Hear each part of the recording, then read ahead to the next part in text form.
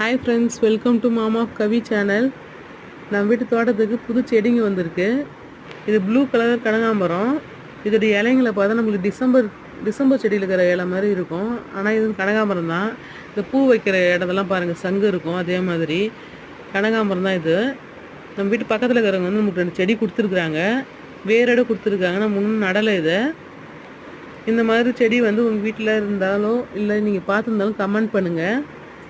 இது வந்து அடுக்கு செம்பருத்தி, ஆரஞ்சு கலரில் இருக்குது. இது 2 செடி வந்து நம்மளுக்கு வந்து கிளை கொடுத்துருக்காங்க. நம்ம இன்னும் இது வந்து பதியம் போடணும். இந்த இலையெல்லாம் பாருங்கள், பப்பாளி இலை மாதிரி இருக்குது குட்டி குட்டியாக.